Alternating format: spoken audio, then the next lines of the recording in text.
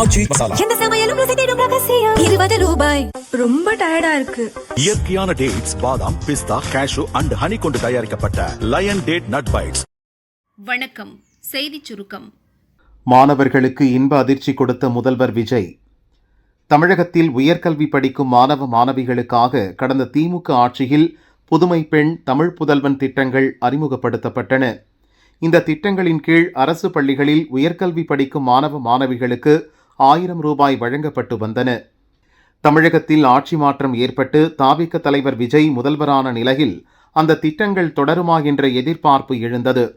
நேற்று சட்டசபையில் பேசிய முதல்வர் விஜய் கடந்த திமுக ஆட்சியில் கொண்டுவரப்பட்ட முக்கிய திட்டங்கள் தொடரும் என உறுதியளித்தார். இதைத் தொடர்ந்து இன்று தலைமைச் செயலகத்தில் நிதித்துறை செயலாளர் மற்றும் அதிகாரிகளுடன் விஜய் ஆலோசனை நடத்தினார். இந்நிலையில் புதுமை பெண் மற்றும் தமிழ் புதல்வன் திட்டத்தின் கீழ் பயன்பெறும் மாணவ மாணவிகளின் வங்கிக் கணக்கில் 1000 ரூபாய் வரவு வைக்கப்பட்டது. இதனால் மாணவர்களும் பெற்றோர்களும் மகிழ்ச்சியடைந்தனர். தொடர்ந்து மகளிர் உரிமை தொகை தொடர்பாகவும் அதிகாரிகளுடன் ஆலோசனை நடத்தினார். திமுக கொண்டு வந்த மகளிர் உரிமை தொகை திட்டத்தில் மறுசீரமைப்பு செய்ய வேண்டியுள்ளதால் பெண்களின் வங்கிக் கணக்கில் நாளை ரூபாய் 1000 வரவு வைக்கப்படாது. மறுசீரமைப்புக்கு பிறகு விரைவில் உரிமை தொகை வரவு வைக்கப்படும் என தமிழக அரசு தெரிவித்துள்ளது. திமுக தோல்விக்கு நானே முழு பொறுப்பு. மாவட்ட செயலாளர்கள் கூட்டத்தில் ஸ்டாலின் பேச்சு. சென்னை அறிவாலயத்தில் திமுக மாவட்ட செயலாளர்கள் கூட்டம் நடந்தது.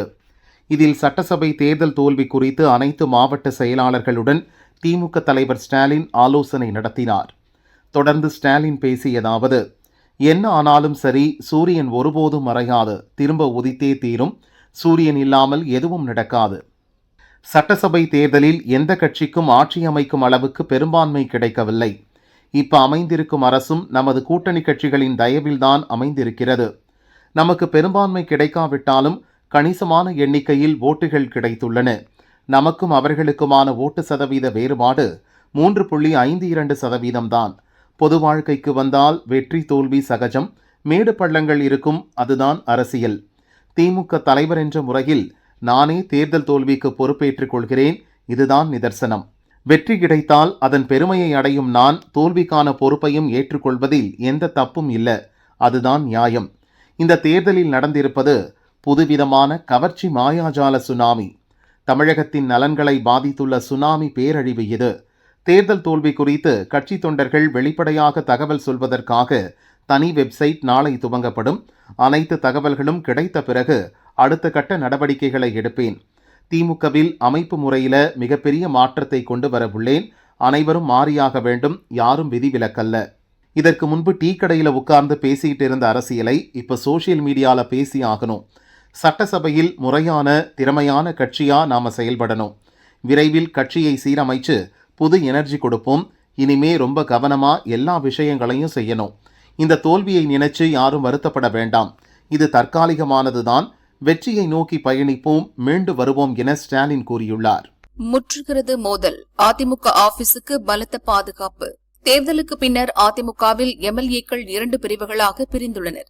சி.வி. சண்முகம், எஸ்.பி. வேலுமணி தலைமையில் சுமார் 25 பேரும், எஞ்சிய 22 எம்எல்ஏக்கள் பொதுச் செயலாளர் பழனிசாமி தலைமையிலும் செயல்படுகின்றனர். இவர்களுக்கிடையேயான மோதல் சட்டசபையில் அப்பட்டமாக வெளிப்பட்டது.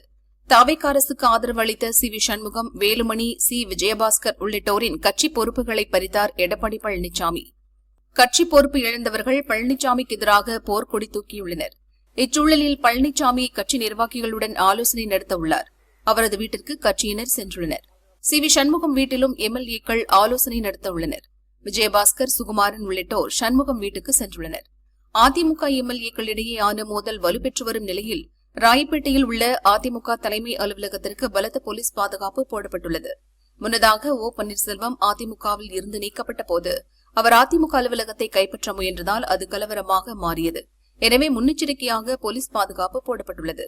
ஆனால் அதிமுக அலுவலகத்திற்கு எங்களால் எந்த பாதிப்பும் ஏற்படாது என சி.வி. சண்முகம் கூறியுள்ளார். தமிழகத்தில் மது விற்பனை எவ்வளவு? வெள்ளை அறிக்கை கேட்கும் வானதி. தமிழகத்தில் மது விற்பனை எவ்வளவு என்பது குறித்து வெள்ளை அறிக்கை வெளியிட வேண்டும் என பாரதிய ஜனதா தேசிய மகளிர் அணி தலைவி வானதி வலியுறுத்தியுள்ளார். அவரது அறிக்கை: தமிழக முதல்வராக பொறுப்பேற்ற 3வது நாளில் 717 டாஸ்மாக் கடைகளை மூட முதல்வர் விஜய் உத்தரவிட்டார். இது வரவேற்கத்தக்கது. இதற்காக முதல்வர் விஜய்க்கு நன்றி. கடந்த திமுக ஆட்சியின் வீழ்ச்சிக்கு முக்கிய காரணம் சட்டம் ஒழுங்கு சீரழிவு. எங்கு நோக்கினும் மதுக்கடைகளை மாநில அரசே நடத்துவதும், கஞ்சா உள்ளிட்ட போதைப் பொருட்கள் தாராளமாக கிடைப்பதும் இளைஞர் சமுதாயத்தை போதையின் பிடியில் தள்ளின. இதனால் குழந்தைகள் முதல் மூதாட்டிகள் வரை பெண்களின் பாதுகாப்பு கேள்விக்குறியானது. எனவே மதுக்கடைகள் இல்லாத போதைப் பொருட்கள் நடமாட்டம் இல்லாத தமிழகத்தை உருவாக்கினால் மட்டுமே இளைஞர் சமுதாயத்தை மேம்படுத்த முடியும். கடந்த காலங்களில் டாஸ்மாக் கடைகள் மூடப்பட்ட போது பல மடங்கு சந்து கடைகள் திறக்கப்பட்டன. மேலும் திமுக ஆட்சியில் FL2 உரிமம் என்ற பெயரில் முக்கிய நகரங்களில் 1000க்கும் அதிகமான மணமகள் மன்றங்கள் திறக்கப்பட்டன. இவை பெரும் சமுதாய சீரழிவுக்கு வழிவகுத்தன. எனவே மணமகள் மன்றங்கள், சமூக கிளப்புகளுக்கு வழங்கப்பட்டுள்ள FL2 மதுபான உரிமத்தை முதல்வர் விஜய் உடனடியாக ரத்து செய்ய வேண்டும். மது இல்லாத, போதை இல்லாத தமிழகம் அமைய படிப்படியாக மதுக்கடைகளை மூடி முழு மதுவிலக்கை அமல்படுத்த வேண்டும். தமிழகத்தில் எவ்வளவு மதுக்கடைகள் உள்ளன, ஒவ்வொரு கடையிலும் எவ்வளவு வியாபாரம் நடக்கிறது, டாஸ்மாக் கடைகளுக்கு எந்தெந்த நிறுவனங்களிடமிருந்து மதுபானம் வாங்கப்படுகிறது, அவற்றின் உரிமையாளர்கள் யார் என்பது குறித்து தமிழக அரசு வெள்ளை அறிக்கை வெளியிட வேண்டும் என வானதி வலியுறுத்தியுள்ளார். மீண்டும் உயர்ந்த தங்கம் விலை. ஒரு கிராம் ரூபாய் 15,050 விற்பனை.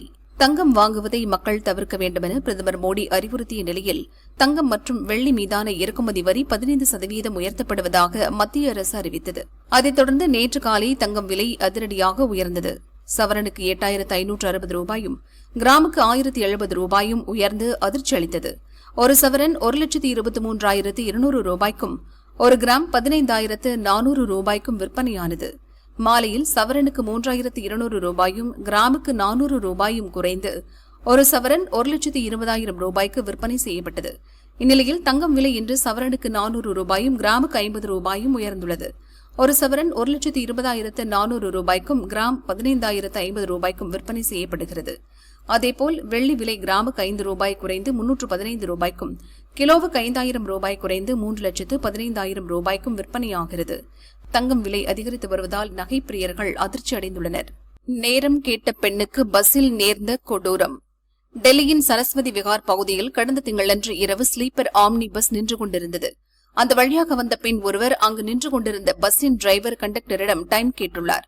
அப்போது அவர்கள் இருவரும் அந்த பெண்ணை வலுக்கட்டாயமாக பஸ்ஸுக்குள் இழுத்து சென்றுள்ளனர். நங்லோய் பகுதிக்கு பஸ்ஸை ஓட்டி சென்றனர். அங்கு அந்த பெண்ணை இருவரும் பாலியல் வன்கொடுமை செய்துள்ளனர். அவர்களிடமிருந்து தப்பிய பெண் தனக்கு நேர்ந்த துயரம் குறித்து போலீசில் புகார் அளித்தார்.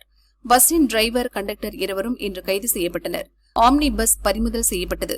இந்த சம்பவத்தை 2012இல் நடந்த நிர்பயா கூட்டு பாலியல் வன்கொடுமை சம்பவத்தோடு ஒப்பிட்டு ஆம் ஆத்மி கட்சி கண்டனம் தெரிவித்துள்ளது. இது பெரிய அவமானம் என்று டில்லி ஆம் ஆத்மி தலைவர் சௌரப் பரத்வாஜ் கூறியுள்ளார். வெளியேற்றப்படும் ஷியா முஸ்லிம்கள் பாகிஸ்தான் தலையில் அமீரகம் கொண்டு பகீர் பின்னணி. ஈரானுக்கு எதிராக அமெரிக்கா, இஸ்ரேல் தீவிர போரில் இறங்கியிருந்த நேரத்தில் அமெரிக்காவை பழிவாங்க அதன் கூட்டாளிகளான வளைகுடா நாடுகள் மீது ஈரான் குண்டு வீசியது. ஈரானுக்கு நெருக்கமாக இருந்து போர் நிறுத்த பேச்சுவார்த்தையில் ஈடுபட்ட பாகிஸ்தான் ஐக்கிய அரசு அமீரகம் உள்ளிட்ட வளைகுடா நாடுகள் மீதான தாக்குதலை பெரிதாக கண்டிக்கவில்லை.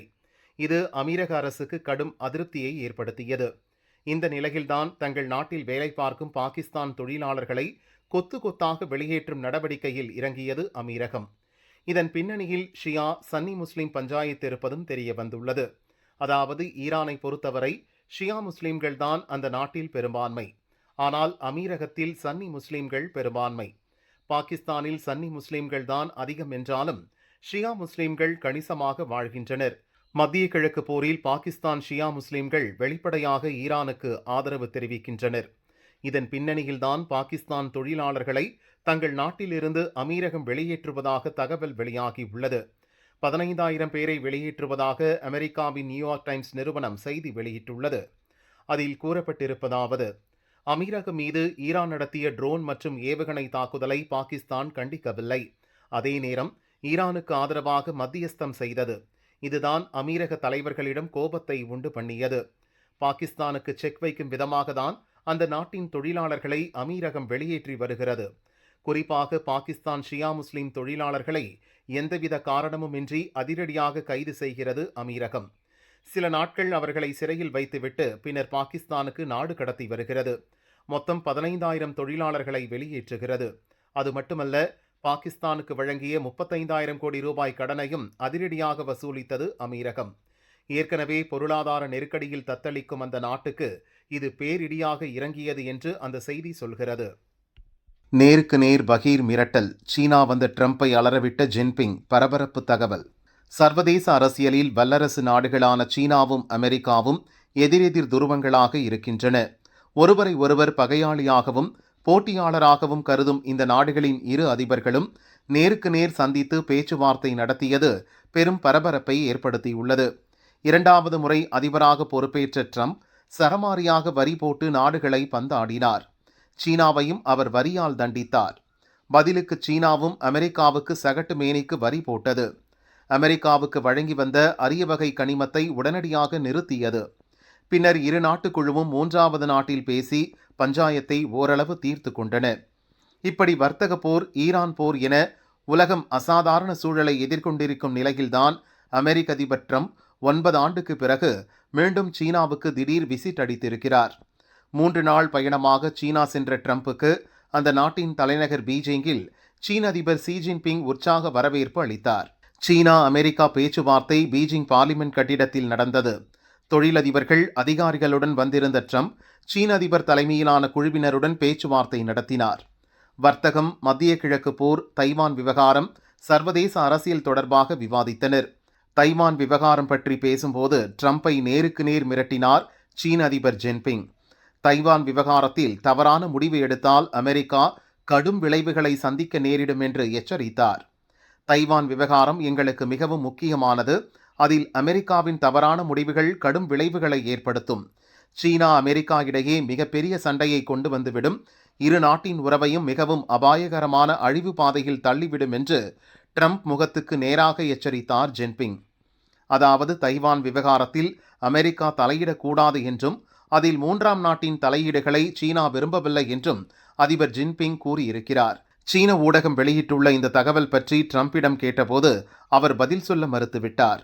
சீன அதிபருடனான பேச்சு சிறப்பாக இருந்தது என்று மட்டும் சொல்லிவிட்டு சீன சுற்றுப்பயணத்தை ட்ரம்ப் தொடர்கிறார். தைவான் விவகாரத்தை பொறுத்தவரை அமெரிக்கா, சீனா இடையே பல ஆண்டுகளாக மோதல் போக்கு நிலவி வருகிறது. தீவு நாடான தைவானில் ஜனநாயக முறைப்படி மக்கள் தேர்வு செய்யும் அரசு ஆட்சி செய்கிறது. ஆனால் சீனாவோ தைவான் எங்களுக்கு தான் சொந்தம், அது எங்கள் நாட்டின் ஒரு பகுதி என்கிறது. தைவானை முழுமையாக கட்டுப்பாட்டில் எடுக்கும் வேலைகளையும் செய்து வருகிறது. அதே நேரம் சீனாவின் ஆதிக்கத்தை தடுக்க தைவானுக்கு பின்னால் இருந்து உதவுகிறது அமெரிக்கா. அந்த நாட்டுக்கு தேவையான ஆயுதங்களை எல்லாம் அமெரிக்கா தான் சப்ளை செய்கிறது. இப்படி தைவானுக்கு அமெரிக்கா பக்கபலமாக இருப்பதை தான் ட்ரம்பிடம் நேருக்கு நேர் கண்டித்திருக்கிறார் ஜின்பிங்.